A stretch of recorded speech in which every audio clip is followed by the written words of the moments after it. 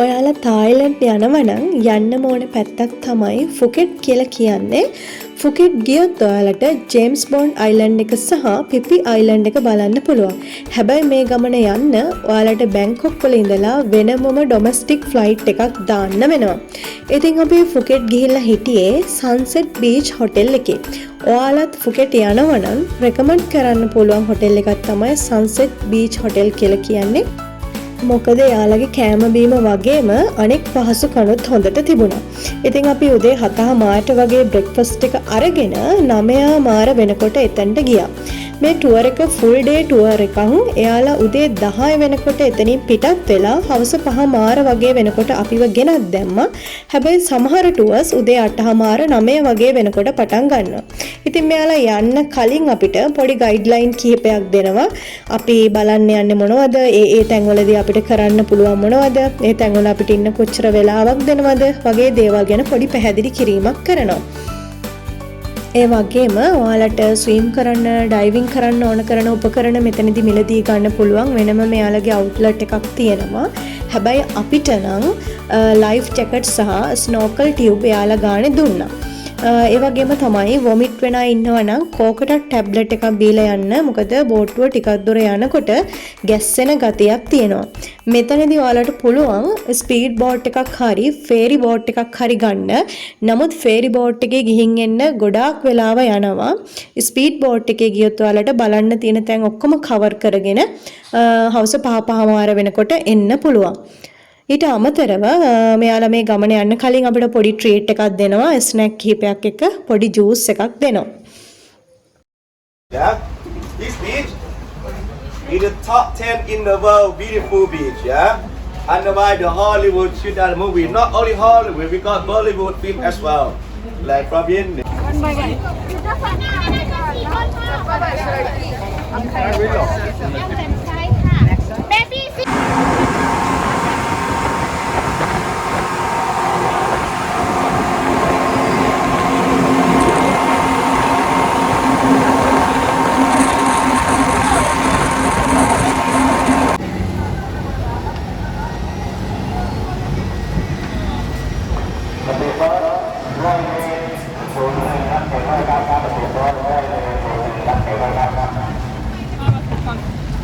දැන් අපි ඇවිල්ලා ඉන්නේ මායා බේ එකට. මෙතනදී අපිට බලන්න තියෙන ලස්සනම දූපත තමයි මායා බේ කියලා කියන්නේ. ගොඩක් ෆිල්ම් වල රූගත කිරීම පවා මෙතනදී සිද්ධ කරලා තියෙනවා. හැබැයි ඔයාලා මේ ටුවර් එක එන්න කලින් මායා බේ එක ඕපන් කරලා තියෙනවද කියලා පොඩ්ඩක් හොයලා බලන්න. මොකද අගෝස්තු සැප්තැම්බර් වගේ වෙනකොට මෙයාලා මෙතන මාස කිහිපයකට වහනවා. නැවත මෙයාලා මේක ඕපන් කරන්නේ මුහුදේ රළු ගතිය ටිකක් අඩු වුණාම. අපි යන දවසෙත් මෙයාලා රතු කොඩියක් ගහලා වෙනම සීමා කරලා තමයි තිබුණේ. ඉතින් වැඩි දුරකට අපිට යන්න දුන්නෙත් නැහැ. ඒ නිසා කලින් පොඩ්ඩක් හොයලා බලන්න මායා බේ එක ඕපන්ද නැද්ද කියන එක.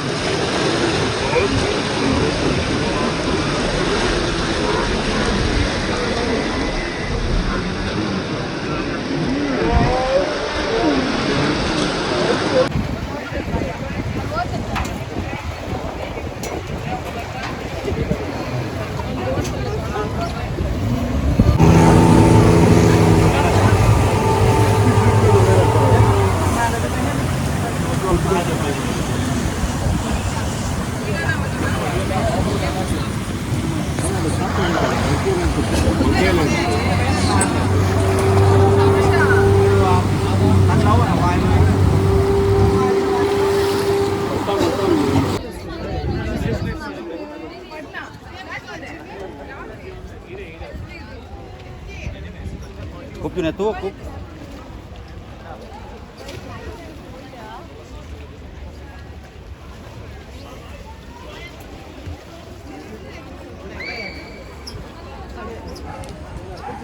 මේ ලස්සන කඳු අතරින් දැන් අපි ඇවිල්ලා ඉන්නේ පිලේ ලැගුන් වලට. මෙතනදී ඔයාලට ලොන් ටේල් බෝට් එකක් අරගෙන ලස්සන ෆොටෝස් ටිකක් ගහගන්න පුළුවන්. හැබැයි අපි ඒකට වෙනම ගෙවීමක් කරන්න ඕනේ. ඒකට ලංකාවේ මුදලින් රුපියල් 15000ත් 20000ත් අතර වගේ මුදලක් ගෙවන්න වෙනවා. ඉතින් කට්ටිය කැමති නම් 10 දෙනෙක් වගේ එකතු වෙලත් මේ බෝට් එක ගන්න පුළුවන්. මෙතනදී ස්විම් කරන්න පුළුවන් අයට ස්විම් කරන්න විනාඩි 30ක කාලයක් ලැබෙනවා. සාමාන්‍යයෙන් මෙතන ගැඹුර මීටර් 10ක් වගේ කියලා තමයි යාලා කියන්නේ. හැබැයි ස්විම් කරන්න දන්නේ නැති කෙනෙකුට උනත් ලයිෆ් ජැකට් දාලා ඔයාලට try කරලා බලන්න පුළුවන්. මේකෙන් පස්සේ අපි යන්නේ වයිකින් කේව් එක බලන්න. හැබැයි අපිට කේව් එක ළඟට යන්න අවස්ථාව ලැබුණේ නැහැ. මොකද එයාලා සුනාමියෙන් පස්සේ මෙතන කෘත්‍රිම කොරල් පරයක් ස්ථාපිත කරලා තියෙනවා.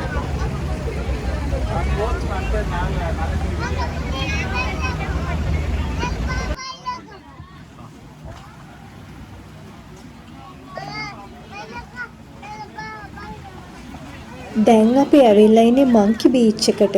මෙතන තියෙන විශේෂත්වය තමයි නිතර රිලව් වඳුර ගැවසෙන වෙරළ තීරයක් වීම. මෙතන පිටිපස්සේ තියෙන කැලෑවේ තමයි මෙයාලා නිතර ගැවසෙනවා කියලා කියන්නේ. නමුත් මෙයාලා රංචු පිටින් මේ වෙරළ තීරයට එනවා. ඉතින් මෙතනට එන ගොඩක් අය මේ වඳුරොත් එක්ක ෆොටෝස් ගහනවා, එයාලා අතපත ගන්නවා.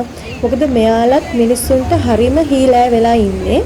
නමුත් මොකක් හරි අනතුරක් වුණොත් අපිට ගොඩට යන්න පැයකට ආසන්න කාලයක් ගත වෙනවා. ඉතින් ඔයාලගේ ආරක්ෂාව වෙනුවෙන් මෙයාලා අතපත ගන්නේ නැතුව ඉන්නවනම් තමයි හොඳ.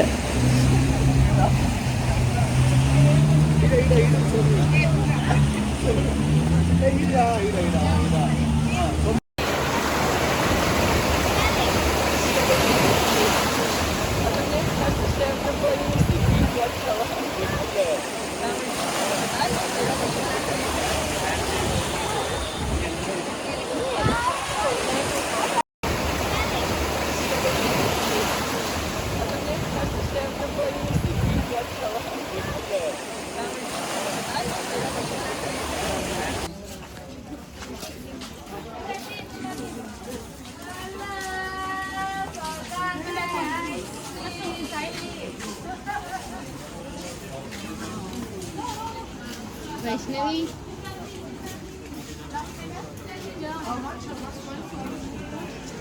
क्या ये देखिए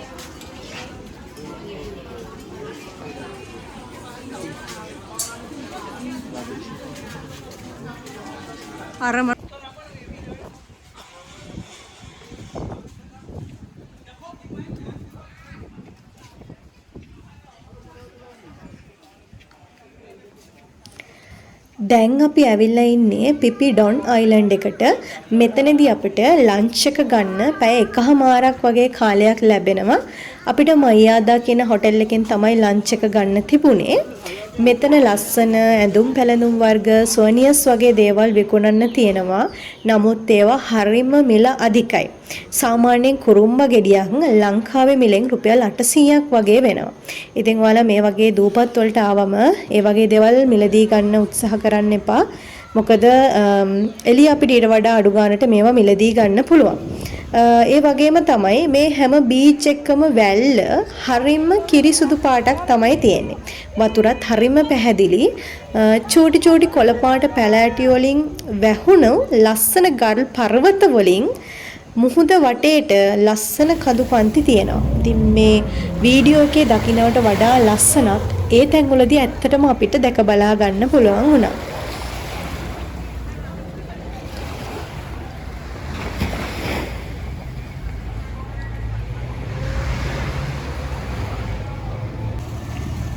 ඔන්න අපි අන්තිමටම ආවේ කයි අයිලන්ඩ් එකට.